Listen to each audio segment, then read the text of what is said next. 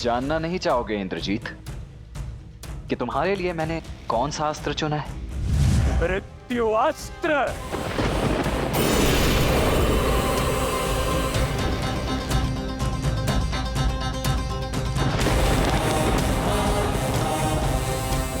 जिन इंद्रदेव को परास्त करके तुमने इंद्रजीत होने का दंभ पाला है, उन्हीं इंद्रदेव के अस्त्र इंद्रास्त्र से होगा तुम्हारा संहार। इंद्रास्त्र।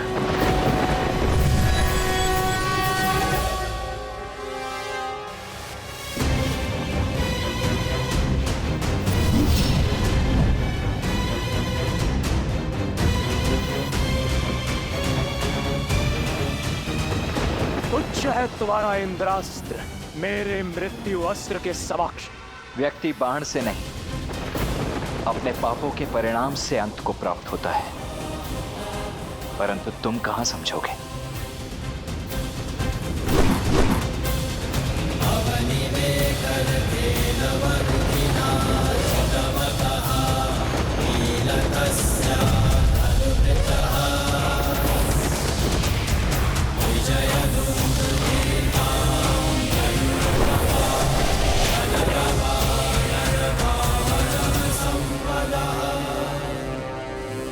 मैं आ रहा हूं इंद्रजीत।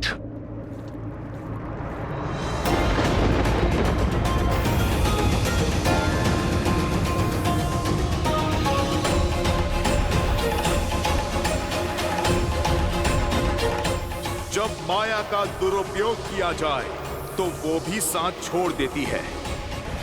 शक्ति अस्त्र का उपयोग अधर्म के लिए हुआ तो वो तुम्हारे ही जीवन के नाश का कारण बन जाएगा।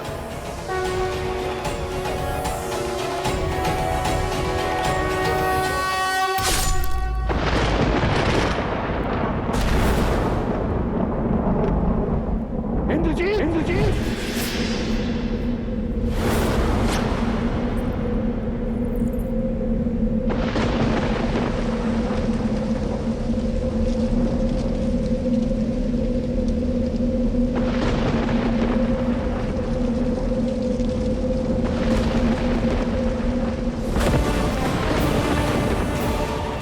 मेघनाथ,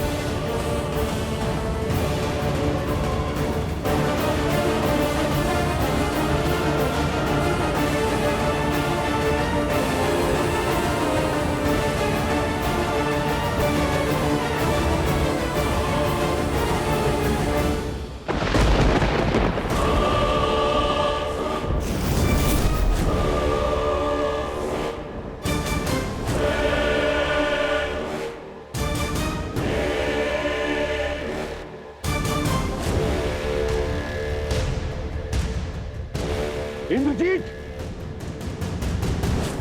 कहाँ हो पुत्र? मेरे समक्ष आओ। इंद्रजीत,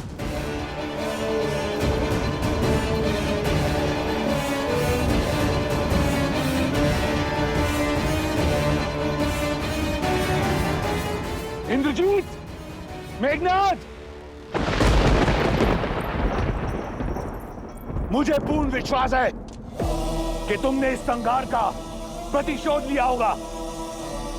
उन वानरों का शीश राम के चरणों में अर्पित किया होगा। अब मेरे समक्ष आओ। तुम्हें मेरे लिए राम को मारना है। अपने पिता की आज्ञा मानो मेघनाथ। मेरे समक्ष आओ। इस दुष्ट की दुष्टता के लिए तो मृत्यु दंड भी कम है। माता सीता के माया स्वरूप अपमान के लिए इसके शरीर को तो चील कौओं को खिला देना चाहिए और अंग भंग करके पूरे वन में फैला देना चाहिए। अपमान से बड़ा इस संसार में और कोई दंड नहीं है। इंद्र से जीतने वाला योद्धा इंद्रास्त्र से हार गया। देवराज को बांधने वाला आज उन्हीं के अस्त्र से संसार सागर से मुक्त हो गया। इससे बड़ा ना ही कोई अपमान है और ना ही कोई दंड है। यह सत्य है कि जो युद्ध जीतता है वो इतिहास लिखता है, किंतु युद्ध में मर्यादा रखने वाला संसार में अमर हो जाता है। इतिहास लिखने के साथ साथ भविष्य की नियम परंपरा और धर्म का आधार रचता है। इस युद्ध में हमने सदैव मर्यादा का आंचल थामे रखा। कठिन से कठिन और विपरीत परिस्थिति में भी हमने मर्यादा का साथ नहीं छोड़ा।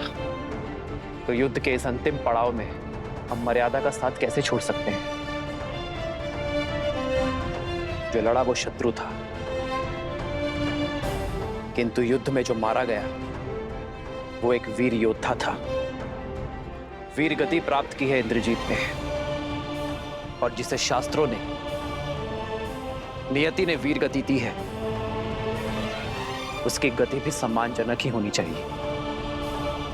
एक योद्धा युद्ध भूमि के चाहे जिस भी छोर पर खड़ा हो, जीता हो चाहे हारा हो, उसकी अंतिम विदाई एक वीर योद्धा की भांति सम्मानजनक होनी चाहिए।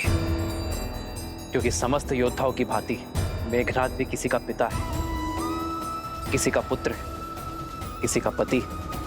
हमें मेघनाद के पार्थिव शरीर को उसके परिवार को सम्मान पूर्वक सौंपना चाहिए। यही मर्यादा है धर्म युद्ध की। यही है मर्यादा पुरुषोत्तम प्रभु श्री राम की। जय श्री राम, जय श्री राम।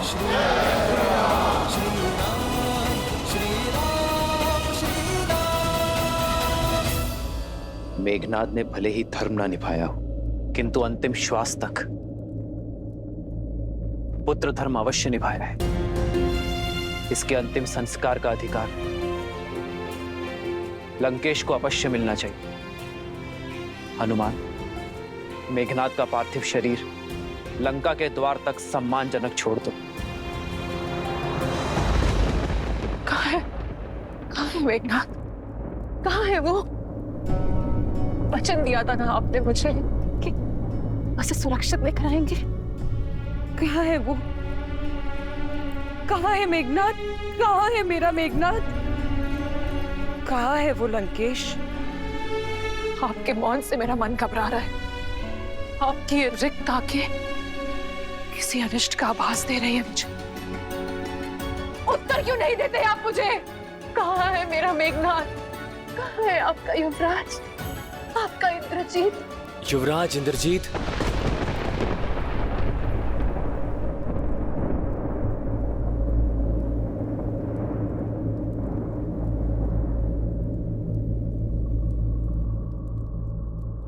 तुम्हें पता है मेरा पुत्र कहाँ है? बताओ शुक, उत्तर दो शुक। महारानी, वो इंद्रजीत। शुक, महाराज, युवराज, वो लंका के द्वार पर।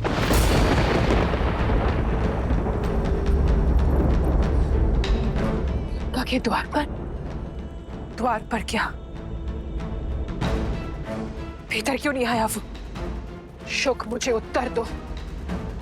मेरा पुत्र ठीक तो है ना? क्षमा प्रार्थी हूं महारानी, परंतु युवराज वीर गति को प्राप्त हो।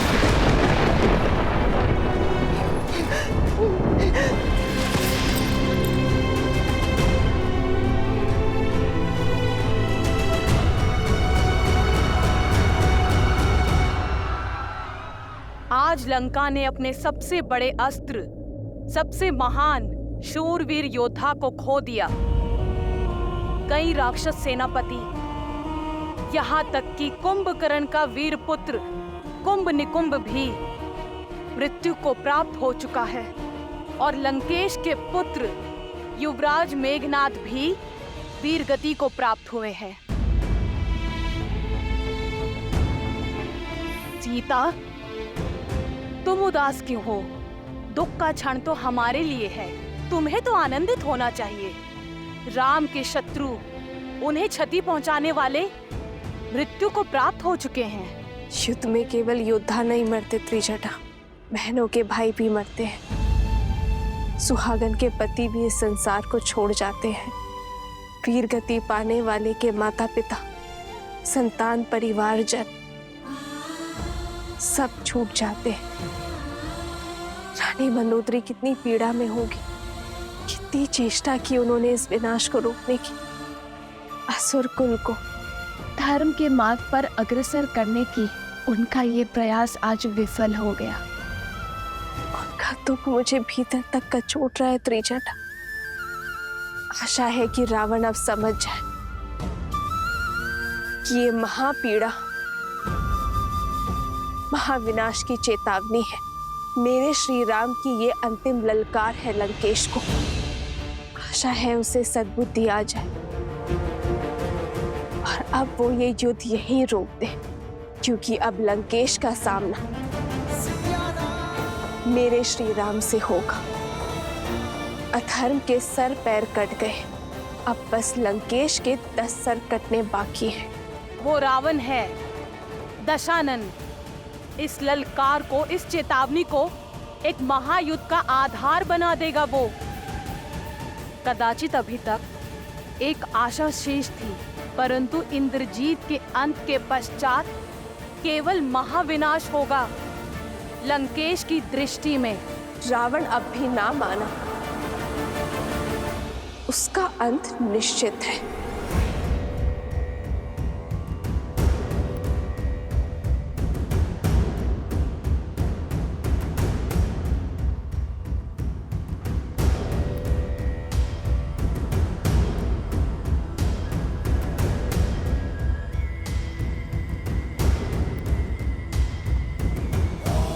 आप निश्चिंत रहिए पिताश्री, अब राम और उसकी सेना का अंत आपका पुत्र सुनिश्चित करेगा।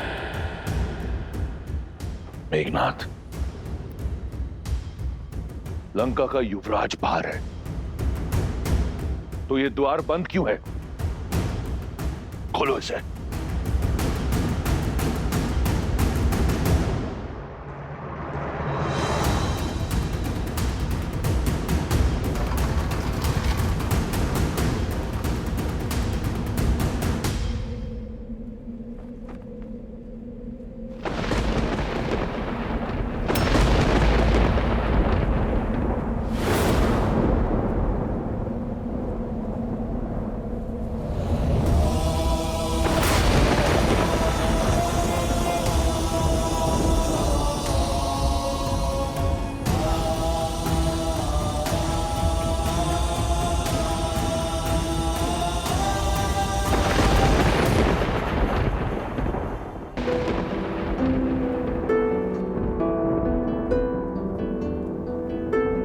मेघनाथ, पिताश्री,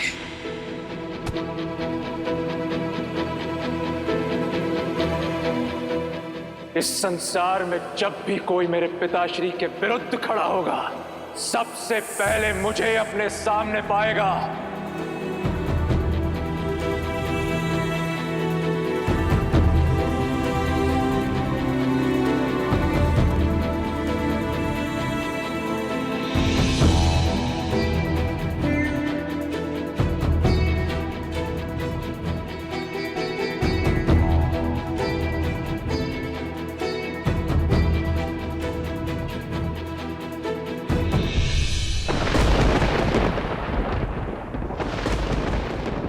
से अर्जुन, मेघों के नाथ सा मेरा मेघनाथ, ये तुम्हारा स्थान नहीं है।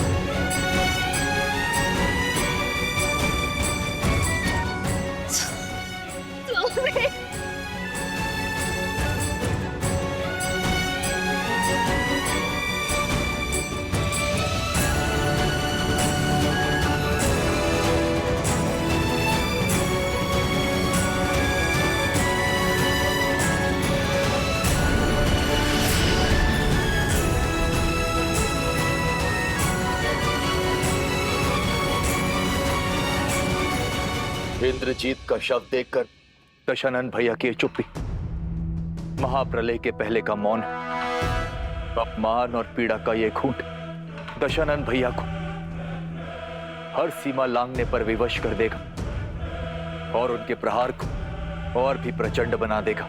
मैं रावण के बल को जानता हूं विभीषण, और आने वाले विध्वंस का भी आभास है मुझे। मैं ये भी जानता हूं कि रावण के बल के साथ साथ देवी निकुंबला का साथ हमारे लिए कितना घातक होगा। किंतु धर्म युद्ध में यह संकट तो आना ही था। हम इस युद्ध और वनवास के अंतिम पड़ाव पर हैं। अन्याय के अंत के लिए,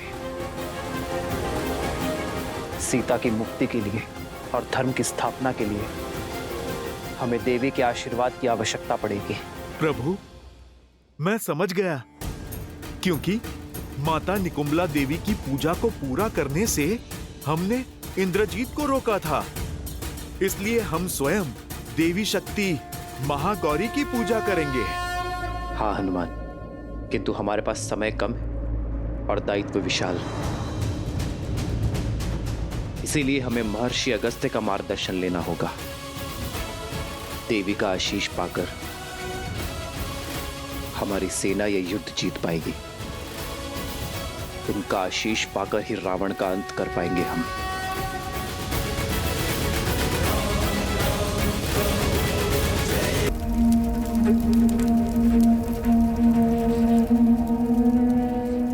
कुल का दीपक बुझाकर अब चिता में प्रकाश ढूंढ रहे महाराज लंकापति रावण।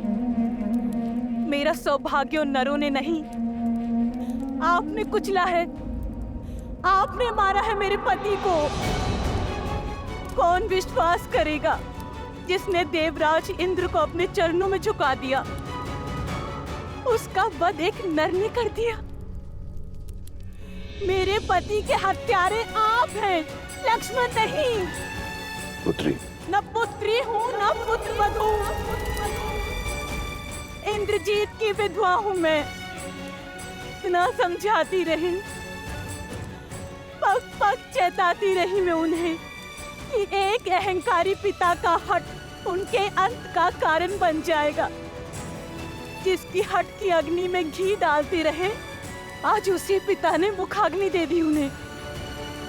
आपने अपने पुत्र को चिता की अग्नि में झोंक दिया, सब कुछ जानते हुए भी। सत्य कह रही है सुलोचना।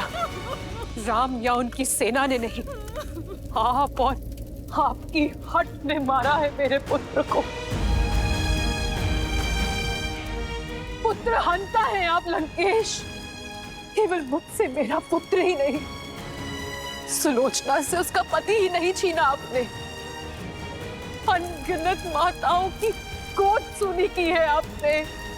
अनगिनत सद्भावों का सुहाग उजाड़ा है आपने लंकेश। कितनों के पिता छीने हैं आपके इस हट में। अपना जल खो देने के पश्चात मेघ भी बरसना छोड़ देते हैं लंकेश। अब तो अपनी हट त्याग दीजिए, इस विध्वंस को रोक दीजिए। ना अपनी पत्नी की चिंता से, ना संबंधियों की चेतावनी से, कम से कम अपने पुत्र की चलती चिता देखकर तो समझ जाइए कि जिससे आप लड़ने निकले हैं लंकेश, वो साधारण नहीं है, नारायण है वो लंकेश।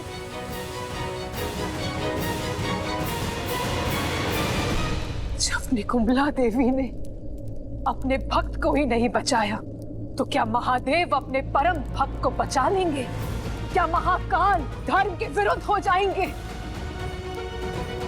अपने इस अहंकार के यज्ञ में कितनों की आहुति देंगे आप लंकेश? कितनों की आहुति देंगे आप?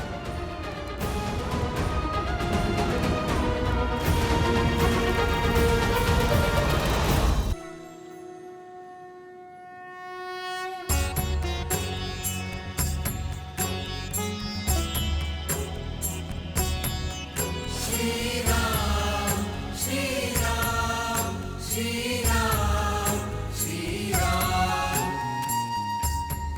मेरी विनती पर पधारने के लिए धन्यवाद महर्षि अगस्त्य। जिसके मन में धर्म की ज्वाला जलती हो वो अधर्म को स्वाहा करने का आशीर्वाद देने कैसे ना आता रघुकुल नंदन। आशीर्वाद के साथ साथ परामर्श भी चाहिए। समय की अत्यंत कमी है महर्षि। महागौरी की पूजा संपन्न करने के लिए उनका आशीष पाने का मार्ग बताएं। जब अत्याचार सीमा से अधिक बढ़ जाता है तो समय भी धर्म का साथ देने को तत्पर हो जाता है दशरथ नंदन। आज मध्य रात्रि देवी का अनुष्ठान पूरा करने का सबसे उत्तम मुहूर्त है।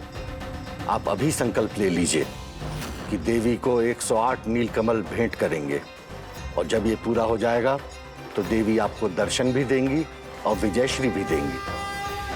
किंतु ऋषिवर, नीलकमल मिलना तो दुर्लभ है। एक को ढूंढने में वर्षों लग जाते हैं। 108 मिलना कठिन होगा। देवी को प्रसन्न करने का मार्ग सरल कैसे हो सकता है नील? खोजने तो पड़ेंगे और 108 नहीं हुए तो यज्ञ पूर्ण नहीं होगा। किंतु ऋषिवर, 108 नीलकमल ही क्यों?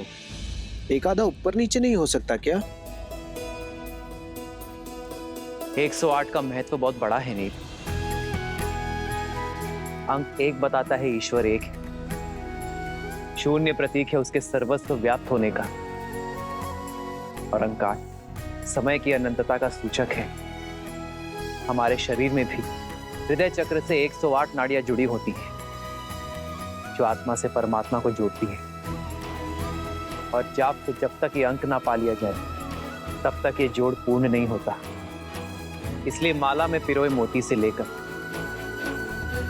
सभी ईश्वरों के नाम और संसार के उपनिषद भी 108 है। तो फिर अपने प्रभु के लिए 108 नीलकमल लाने का दायित्व मेरा हुआ। ऋषिवर, आप केवल इतना बताइए कि मैं अपनी खोज कहां से आरंभ करूं? मानसरोवर।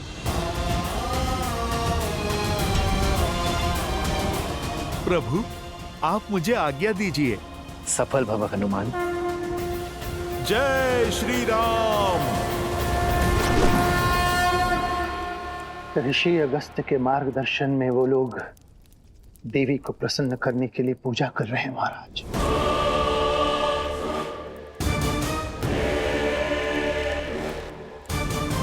बहुत बड़ा अनुष्ठान करने वाले हैं वो लोग महाराज। जब निकुंभला देवी ने अपने भक्त को ही नहीं बचाया तो क्या महादेव अपने परम भक्त को बचा लेंगे? तो क्या महाकाल धर्म के विरुद्ध हो जाएंगे? महाराज, उनका प्रयास करने दो उन्हें। प्रयास, एक प्रयास मैं भी करूंगा। अपने महादेव को प्रसन्न करने का। ये सारा संसार मुझे एक हट्टी और अभिमानी समझता है। एक केवल मेरा मेघनाथ था जो जानता था कि वो हट नहीं, प्रण है। वो मेरा अभिमान नहीं, स्वाभिमान है, जिसने अपने पिता को सर्वदा एक गुरु के रूप में दिखा। बिना किसी प्रश्न पूछे मेरी हर आज्ञा का पालन किया। सौभाग्यशाली हूं मैं कि मुझे मेघनाथ जैसा पुत्र मिला। कुंभकर्ण का वध कर राम ने मेरा हृदय तो काट ही दिया था। आज मेघनाथ को छीनकर उसने मेरी आत्मा का एक अंश भी काट दिया। मेरे मेघनाथ का बलिदान व्यर्थ नहीं जाएगा।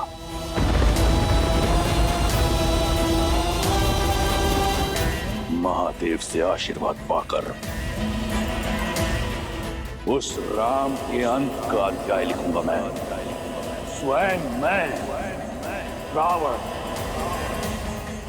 आज तक मेघनाथ को दिए हुए वचन ने मुझे रोक रखा था, परंतु अब मुझे बांधने के लिए कोई ऐसा वचन नहीं।